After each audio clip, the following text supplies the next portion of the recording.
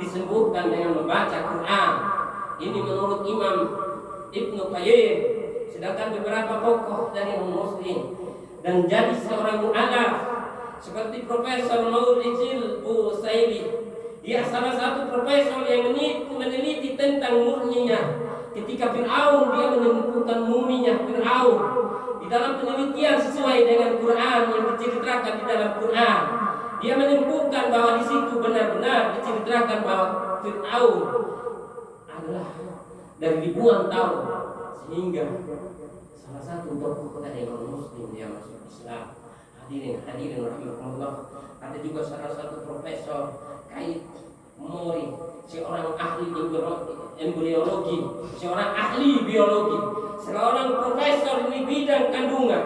Dia meneliti tentang ayat ke-12, yaitu nutfah, yaitu tahapan awal pembuatan rahimnya manusia, alaqah, mengumpul jadi sekumpul darah. Ini peristiwa tentang kejadian manusia. Salah satu profesor yang telah meneliti bagaimana mungkin ribuan tahun sudah dipikir, bahkan ini sesuai dengan firman Allah, tidak mungkin Nabi Muhammad berdusta. Hadirin rahimahullah. Salah satu profesor tersebut ahli kandungan yang masuk Islam. Ini menandakan bahwa kebesaran Quran luar biasa, tidak ada tandingnya dari bahasanya. Dari satu kalimat ini satu kalimat yang mengandung arti yang luar biasa. Ada juga salah satu profesor doktor yaitu Khader Nasr, seorang astronomi dari Bahasa tadi, salah satu pejabat Amerika Serikat. Ia masuk Islam setelah mempelajari tentang Lailatul Qadar. Hadirin rahimahullah. Dan Ka'bah, setelah ia meneliti tentang batu Hajar Aswad sesuai dengan hadis Nabi tentang baljah, tingkatan suhu sedang, tidak ada bintang atau meteor jatuh ke dalam atmosfer bumi pada malam, pada pagi hari matahari seluas dengan tanpa radiasi cahaya. Ini salah satu profesor. Hadirin rahimahullah, yang meneliti tentang Quran, tentang Lailatul Qadar, bahwa setiap Lailatul Qadar di dalam ayat-ayat Al-Quran yang meneliti tentang kosmos dalam atmosfer. Hadirin rahimahullah, jadikan ini tonton, jadikan ini pelajaran. Jangan jadikan hanya tontonan, jadikan masukan di dalam qalbi kita. Jangan sampai kita bertafsir hanya bil makna, tetapi harus kita bertafsir dengan tahlili, bertafsir dengan ru'yah, bertafsir dengan tafsir maudhu. Hadirin rahimahullah, bahwa beberapa pakar yang telah saya sebut tadi telah masuk di dalam Islam, bahwa itulah kebesaran Al-Quran. Hadirin rahimahullah, bukan hanya pakar di zaman saat ini, pakar telah terdahulu, mulai dari Nabi Nuh, mulai dari Nabi Adam sudah disebutkan nama Nabi Muhammad SAW. Bahkan ketika ada Nabi, apakah dia adalah Nabi yang terakhir? Bukan. Ketika datang Nabi Musa pun, apakah dia Nabi yang terakhir? Bukan. Tetapi di situ banyak bahkan dijanjikan di dalam kitab Taurat kedatangan Nabi Muhammad SAW membawa Quran. Hadirin rahimahullah, bahkan saya salah satu studi banding di dalam agama menemukan di kitab ulangan lama itu datang Nabi Muhammad ayat 18, aku tahu firman-Mu di sini, hai Musa, barang siapa yang tidak mengikuti firman Al-Quran, tidak mengikuti apa yang dikatakan Nabi Musa, aku minta pertanggungjawaban di hadapan Allah. Hadirin rahimahullah, betapa besarnya Al-Quran menjawab fenomena yang bersifat khadim, menjawab fenomena yang bersifat modern dan teknologi. Al-Quran adalah hebat. Hadirin rahimahullah, sebagaimana di dalam suatu di dalam Al-Quran ayat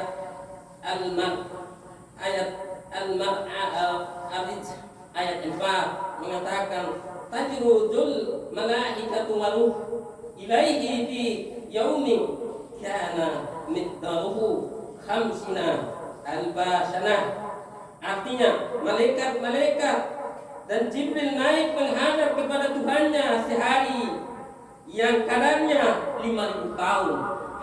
Hadirin rahmatullah, Al-Quran sudah menjawab bagaimana tentang atmosfer luar angkasa.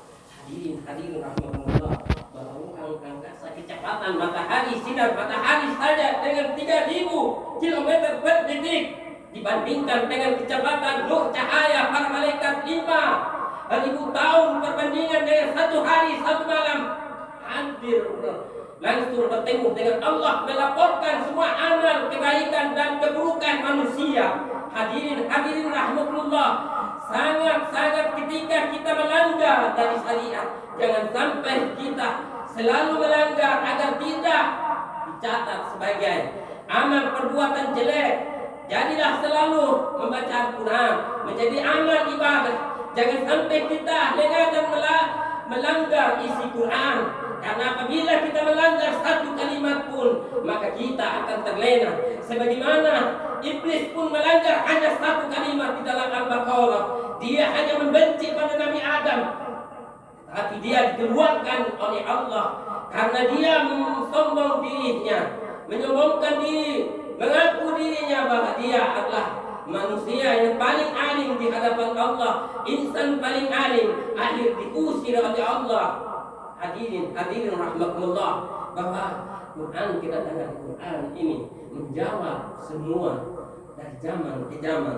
Jangan sampai kita seperti kita terlena dengan mengikuti hawa nafsu kita. Hadirin rahmatullah, jadikan itu sebagai pedoman umat Islam, sebagai obat bagi umat Islam, sebagai petunjuk bagi umat Muslim, dan sebagai benar semua kitab di antaranya, seperti kitab Taurat yang dibawa oleh Nabi Musa, kitab Zabur yang dibawa oleh Nabi Daud alaihissalam, kitab Injil yang dibawa oleh Isa putra Maryam, kitab Quran yang menyempurnakan semua kitab. Sebelum itu ada beberapa kitab yang diturunkan oleh Allah Subhanahu wa taala. Hadirin rahmatullah, sebagaimana dalam firman Allah dalam surat Al-Isra ayat 105 sampai 106, wabil haqqi anzalnahu wabil haqqi narsalnaka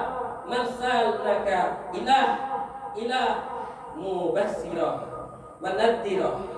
Artinya, dan kami turunkan Al-Quran itu dengan sebenar-benarnya, dan Al-Quran itu telah turun dengan membawa kebenaran, dan kami tidak mengutus kamu melainkan sebagai pembawa berita gembira dan pemberi peringatan.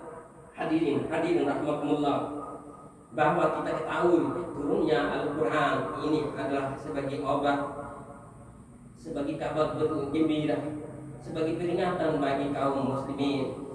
Karena hari demi hari kita telah mendapatkan perbuatan maksiat selalu datang, baik kita sangka maupun tidak sangka, baik kita sadar maupun tidak sadar. Bahkan kita selalu berbuat maksiat di hadapan Allah, agar kita selalu mengingat, selalu beristighfar di hadapan Allah, selalu kembali kepada Al-Quran, agar kita menjadi orang yang beruntung. Jangan sampai kita tidak menjadi orang yang tidak beruntung, menjadi orang yang rugi. Hadirin rahmatullah, kita tahu terdahulu banyak umat terdahulu yang ingkar terhadap ayat-ayat Quran, ayat-ayat para nabi terdahulu, seperti Nabi Nuh. Bahkan di dalam mereka sebelum terjadinya kitab Taurat, ada yang disebut dengan kitab Suhuf. Suhuf itu artinya suatu lembaran wahyu yang terpisah-pisah dan belum dibukukan, yaitu seperti Nabi Adam alaihissalam diberi 10 suhuf, Nabi Syed diberi 50 suhuf atau 60 suhuf menurut sumber lain. Hadirin rahmatullah, Nabi Idris pun diberi 30 suhuf, dan Nabi Ibrahim alaihissalam diberi 10 suhuf dan sumber lain 30 suhuf. Sedangkan Nabi Musa alaihissalam diberi 10 suhuf, digenapi jadi kitab Taurat. Hadirin rahmatullah, jangan sampai hanya karena perbedaan pendapat, hanya karena perbedaan ideologi, hanya karena perbedaan pemilihan, di dalam politik dan lain sebagainya, kita terpecah belah. Hadirin rahmatullah, bahwa Al-Quran pun di dalam kalangan ulama terjadi perbedaan pendapat di dalam ilmu tafsir berdasarkan tafsirnya mereka. Bahkan ada tafsir tahlili, yaitu tafsir bagaimana penafsiran menguraikan setiap ayat terperinci, yaitu sunnah, kata, tata bahasa, ilmu nahwu dan asbabun nuzulnya, sebab-sebab asalnya turunnya ayat-ayat Al-Quran. Ini adalah tafsir tahlili. Sedangkan metode tafsir ijmali, dia mengatakan penafsiran menyajikan makna global atau ringkasan tanpa uraian panjang. Hadirin rahimakumullah, kalau kita memaknai atau menafsirin ayat Al-Quran, jangan hanya menafsirin secara sempit, tetapi menafsirin berdasarkan kitab para alim ulama. Ada juga yang bertafsir muqarin, yaitu menafsirin dengan membandingkan berbagai pendapat dari berbagai mufassir hadis dan pemahaman yang makna luas. Hadirin rahmatullah, ada juga yang tafsirin maudhu, yaitu tafsirin berfokus pada suatu tema tertentu dan mengumpulkan ayat-ayat Al-Quran yang bersumber berkaitan dengan tema. Dan ada juga tafsiran yang bersumber dari penafsiran lain, yaitu tafsir bil ru'ya, yaitu metode menggunakan berdasarkan istihad atau penalaran mufassir. Hadirin rahmatullah, bahwa tafsir memiliki corak di dalam kehidupan sehari-hari, yang mulai dari zaman Khalifah Rasyidin hingga zaman Tabi'in dan zaman para ulama sampai pada ulama Bali Songo dan sampai pada abad ke-18 dan ke-19, yaitu antara NU dan Muhammadiyah maupun ulama-ulama salafi lain. Hadirin rahmatullah, di dalam perbedaan pandangan ilmu tafsir memang terjadi perbedaan pendapat. Jangan sampai hadirin rahmatullah, kita terlena atau kita membenci satu sama lain karena masalah perbandingan tafsir atau masalah perbandingan madhab. Ketika sholat pun mungkin terjadi perbedaan pendapat. Ada yang berpendapat ketika masalah mengangkat takbir bisa terjadi perbedaan pendapat di imam madhab. Sehingga hadirin rahimahumullah, jangan sampai kita salah tafsir. Seperti juga tafsir Imamiyah. Memang tafsirnya Imamiyah, menurut ulama Sunni mengatakan bahwa mereka keluar dari ajaran tafsir ahli sunnah wal jamaah. Seperti tafsir Syiah mengatakan tidak mengakui asmaul husna. Ini hadirin rahmatullah, hati-hati di dalam ilmu tafsir, karena apabila bertaklil buta di dalam menafsirkan ayat Al-Quran, muncullah saling kafir mengampirkan satu sama lain. Tapi kalau dia masih bertauhid kepada Allah, kembalikan kepada Allah agar kita mendapat rahmatnya Allah. Karena perbedaan pendapat di antara fuqaha ulama adalah merupakan rahmat. Jangan sampai perbedaan pendapat, perbedaan nasab, perbedaan etika, perbedaan tafsir membuat kita pecah belah. Jadilah seorang yang ahli legowo, jadilah seorang yang selalu sabar, jadilah seorang yang selalu kembali kepada ajaran Quran, dan jadilah seorang yang selalu kembali kepada ajaran Nabi Muhammad sallallahu alaihi wasallam.